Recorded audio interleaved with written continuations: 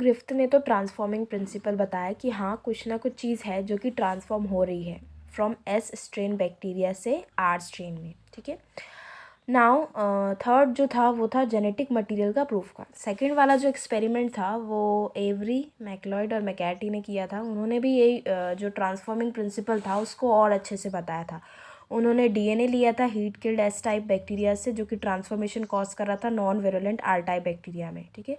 तो उन्होंने डिस्कवर किए थे प्रोटीएजेस और आरएनएस जो कि अफेक्ट नहीं करते हैं ट्रांसफॉर्मेशन को, लेकिन जो डीएनएसेस था वो इनहिबिट कर रहा था प्रोसेस को। तो उन्होंने यही कंक्लूड किया था कि डीएनए जो था वो हेरिडिटी मटेरियल था।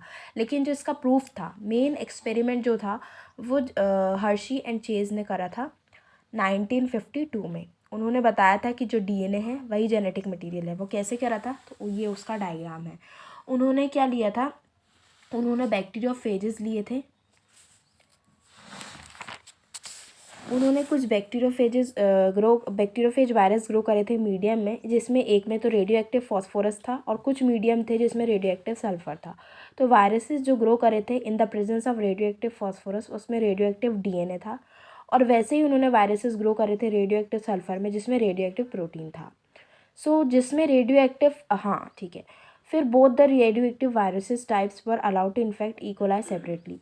दोनों को अलग अलग इस डायग्राम में जैसे दिया हुआ है सेपरेटली उनको इन्फेक्ट करवाया। तो सबसे पहली प्रोसेस जो थी वो थी इन्फेक्शन। फिर soon after the infection bacterial cells were gently agitated in a blender to remove viral coats from the bacteria. Infection के बाद ही उनको ब्लेंडर में बैक्टीरियल सेल्स को एगिटेट करवाया ताकि उसका जो बैक्टीरियल कोड्स हैं वो निकल जाए। The culture was also centrifuge to separate the viral particle from the bacterial cell. फिर उसके बाद में जो कल्चर था उसको सेंट्रीफ्यूज करवा दिया ताकि बैक्टीरियल सेल्स में से वायरल पार्टिकल्स रिमूव हो जाएं। सो जो ऑब्जर्वेशंस उन्होंने देखे थे वो ये देखे थे कि सिर्फ रेडियो एक्टिव फॉस्फोरस जो था वही बैक्टीरियल सेल्स में दिख रहा था, और रेडियो एक्टिव सल्फर जो था वो सिर्फ सराउंडिंग मीडियम में दिखा था, बैक्टीरियल सेल में नहीं दिख रहा था। ये इंडिकेट करता है कि जो ये है वो डीएनए ही है।